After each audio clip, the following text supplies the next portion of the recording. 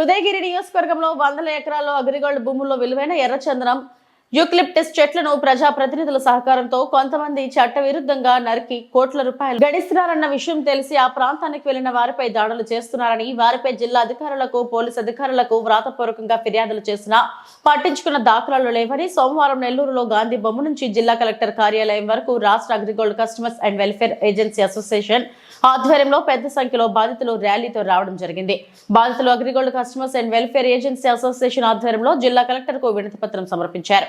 ఈ సందర్భంగా మీడియాతో వారు మాట్లాడారు.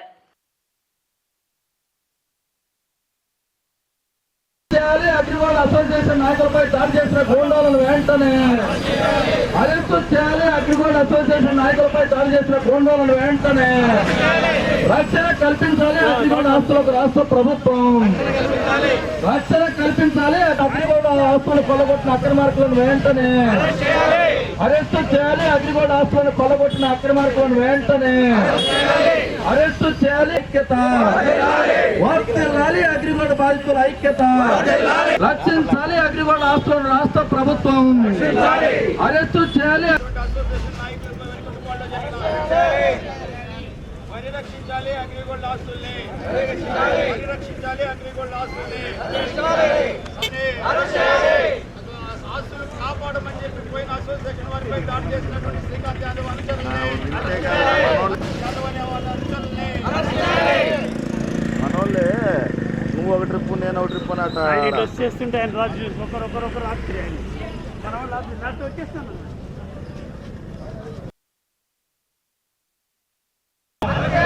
న్యాయం చేయాలి అగ్రిగోల్డ్ బాధితులకు, న్యాయం చేయాలి అగ్రిగోల్డ్ బాధితులకు.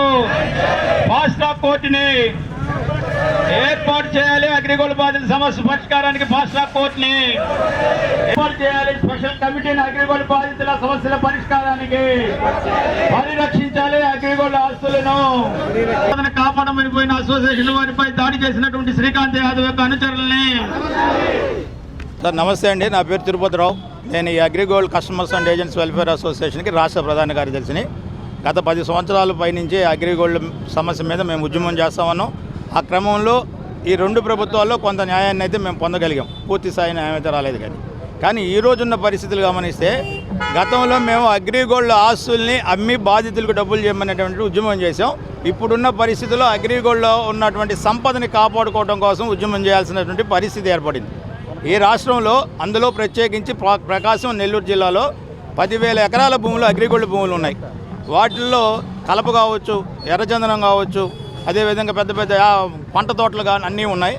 ఈ మధ్యకాలం మేము చూస్తే కేవలం ఒక ఉదయగిరి నియోజకవర్గంలో ఒక 1500-1700 ఎకరాలు, అదేవిధంగా పామూరులో ఉన్నటువంటి వాటిలో జామాయిల్ని, ఎర్రచందనాన్ని కొట్టేస్తున్నారని క్లియర్గా పిక్చర్స్ సహా మీడియాలో వచ్చినటువంటి పరిస్థితిని చూసి 5వ తేదీ నాడు మేము వరికుంటపాటు పోయి స్పాట్లో ఉన్నటువంటి వీడియోలు, ఫోటోలు అన్నీ తీసుకొని అక్కడి నుంచి నేరుగా ఎంఆర్ఓ గారి దగ్గరికి వెళ్ళి మేము ఒక కంప్లైంట్ చేసి వచ్చాం. అయ్యా అక్కడైతే ప్రత్యేకంగా మేము అడిగింది ఏంటంటే కొట్టేసిన దాని మీద చర్య తీసుకోండి, కొట్టేసి ఆల్రెడీ ఎత్తుకొని వెళ్ళటానికి సిద్ధంగా ఉన్నటువంటి ఒక 50 లక్షల ఆస్తిని కాపాడమని అడిగాం. ఆ తర్వాత సిఐడి వాళ్ళకి హెడ్ క్వార్టర్స్లో ఉన్నటువంటి సిఐడి వాళ్ళని కూడా అడిగాం. కానీ అక్కడి నుంచి ఏ చర్యలు లేవు. సిఐడి ఇక్కడ ఉన్నటువంటి నెల్లూరులో ఉన్నటువంటి సిఐడి వెంకటేశ్వరరావు గారు వెళ్ళి కంప్లైంట్ ఇచ్చి వాటన్నిటిని ఫోటోలు తీసుకుని వచ్చేసాడు. కానీ చర్యలు ఏం లేవు. ఆ దశలో 18వ తేదీ నాడు ఒక 100 మంది అగ్రిగోల్డ్ బాధితులు మా గౌరవ అధ్యక్షులు సిపిఐ పార్టీ రాష్ట్ర సహాయ కార్యదర్శి ముప్పాల నాగేశ్వరరావు గారు, నెల్లూరు జిల్లా సిపిఐ సెక్రటరీ అందరం కలిసి మళ్ళీ ఆ స్థలంలోకి వెళ్ళి మీడియా మిత్రులతో ధర్నాలు చేసి అక్కడి నుంచి ఎంఆర్ఓ గారి దగ్గరికి వెళ్ళి ఎంఆర్ఓ ఆఫీస్ కాడ ఒక ధర్నా చేసి సిఐ గారితో మాట్లాడి ఎస్ఐ గారు లేకపోతే కంప్లైంట్ ఇచ్చి వచ్చేసాం. ఆ వచ్చే క్రమంలో శ్రీకాంత్ యాదవ్ అనేటువంటి అక్కడ ఉన్న ఒక నాయకుడు ఒక 20 మందిని వేసుకొచ్చి మాతో వచ్చి వెనకాల ఉన్నటువంటి నెల్లూరు సంబంధించినటువంటి టెంపోని ఆపి వాళ్ళని కొడుతున్నారని ఫోన్లు చేసి మేము మళ్ళీ వెనక్కి వెళ్ళి వాళ్ళని విషయం చెప్తా ఉన్నాం. అయ్యా మా ఆస్తులు పోతా ఉన్నాయి, వాటిని కాపాడమని వచ్చాం, మీకేంటి బాధ అనే టైంలో దేశం అంతా కొట్టేస్తుంటే మీకు వరికుంటపాడే కనపడిందంటారా, నా కొడుకల్లారా ఇక్కడికి వస్తే మళ్ళీ చంపేస్తామని మా మీద దౌర్జన్యం చేశారు. ఆ క్రమంలో నా చొక్కా జనగడం, నేను కింద పడడం కూడా జరిగింది. పరిస్థితిని చూస్తూ ఉంటే అక్కడికి ఎస్ఐ గారు వచ్చి వాళ్ళని బతిమలాడుతూ ఉన్నాడు.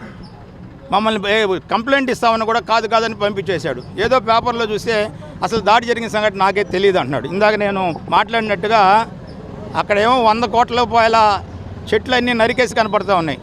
పాత పెద్దోళ్ళు సామెత చెప్పినట్టు అందరూ శాఖాహారులే, ఆడున్న 100 కేజీల మాంసం ఏమేందో అర్థం కాదన్న పరిస్థితిలో ఉంది.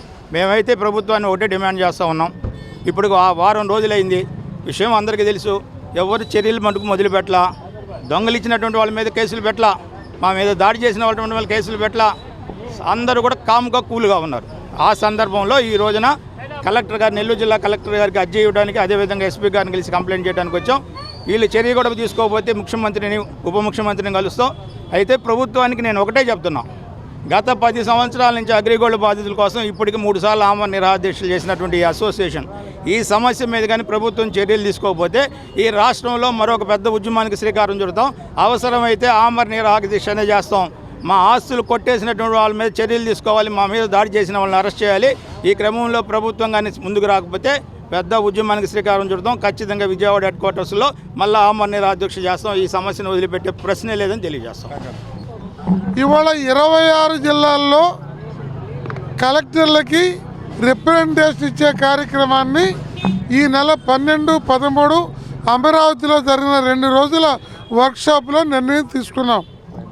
ఈ నెల 5వ తేదీన ఉదయగిరి ప్రాంతంలో జామాయిల్ తోటలు నరికివేసే ప్రాంతాలని మా రాష్ట్ర ప్రధాన కార్యదర్శి నాయకత్వాన నెల్లూరు జిల్లా ప్రతినిధులు చూశారు.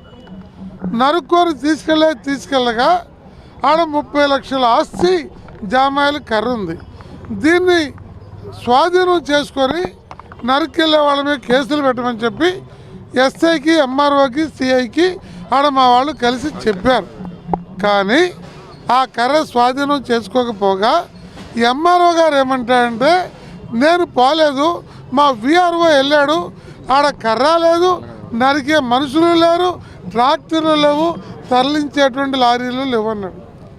అందులో నంగి మాట్లాడాడు.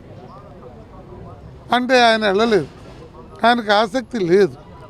అంటే ఈ కుంభకోణంలో వారు కూడా వాటాదారుడై ఉన్నాడని మేము నమ్ముతున్నాం. ఆ తర్వాత 18వ తారీఖు వాస్తవ పరిస్థితి తెలుసుకోవడానికి నేను, మా ప్రధాన కార్యదర్శి తిరుపతిరావు గారు, మా జిల్లా గౌరవ అధ్యక్షులు అంకే గారు ఒక సుమారు 60-70 మంది, ఇంకా 100 మంది దాకా వెళ్ళాము. అడిగి వెళ్ళంతా చూసాము, కలపలేదు. నరికేసిన మొద్దులు మీడియా కూడా విజువల్ తీసుకున్నారు. తర్వాత ఎంఆర్ఓ గారికి, ఎస్ఐ గారికి వెళ్ళి కలిసాం. ఎంఆర్ఓ చెప్పిన మాటలు ఎలా ఉన్నాయి, ఎస్ఐ గారు అందుబాటులో లేడు. ఆ తర్వాత దాదాపు మేము రిప్రజెంటేషన్ ఇచ్చి రిటర్న్గా ఎస్ఐ రైటర్ గారికి ఇచ్చి మేము వెనక్కి వెళ్ళిపోయాం. కొంత దూరం వెళ్ళాక చివరిలో ఉన్న మా టెంపో మీద దాడి చేస్తున్నారు, కొడుతున్నారని తెలిసింది. మేము మళ్ళీ వెనక్కి వెళ్ళాము. నేను పోలీసు వాళ్ళు ఫోన్ చేస్తున్నాను. మా తిరుపతిరావు గారు, అంకే గారు లోపలికి వెళ్ళారు. తిరుపతిరావు గారు కూడా చొక్కా దింపారు. ఎవరైతే ఆస్తులు కొల్లగొట్టారో వాళ్ళ తాలూకా వాళ్ళే ఆడికొచ్చి దాడి చేశారు. ఇవాళ మేము కొంతమంది ఆడ ఎమ్మెల్యేకి వ్యతిరేకంగా వార్తలు వస్తున్నాయన్నారు. వాటితో మాకు సంబంధం లేదు, రాజకీయాలతో కూడా సంబంధం లేదు. సురేష్ గారిని మేము కోరుతున్నాం, ఆ నియోజకవర్గంలో జరిగినటువంటి ఈ కలప దొంగల్ని పట్టించాల్సిన బాధ్యత మీరే తీసుకోవాలి. ఎంఆర్ఓ, ఎస్ఐలు ఆ రకమైన వైఖరిని మీరే ఖండించి వారి మీద యాక్షన్ తీసుకొని అవసరమైతే వాళ్ళని ట్రాన్స్ఫర్ చేయించి ఒక సమర్థవంతమైన అధికారులను వేయించి దాన్ని కాపాడమని చెప్పి మేము ఈ సందర్భంగా కోరుతూ ఉన్నాం. దీని మీద ప్రభుత్వం పట్ల మాకు నమ్మకం ఉంది. ఎందుకంటే మొన్న పోలిట్ బ్యూరోలో కూడా చర్చించారు. ఈ ఆస్తులన్నిటి కూడా బహిరంగంగా విక్రయించడము, బాధితులకి వాళ్ళకి రావాల్సిన డబ్బు కింద బాండ్స్ తీసుకొని ఇవ్వటము, ఇలాంటి చర్యలు తీసుకోవడానికి ప్రభుత్వం ఇప్పటికే 3-4 సార్లు చర్చలు జరిపారు. మళ్ళీ ఈ వారంలో ముఖ్యమంత్రి గారు కలిసి ఈ ప్రకాశం, నెల్లూరు జిల్లాల్లో వేలాది ఎకరాల్లో ఈ పంటని కొల్లగొడుతున్న దాని మీద కూడా మాట్లాడతామని కూడా తెలియజేస్తుంది.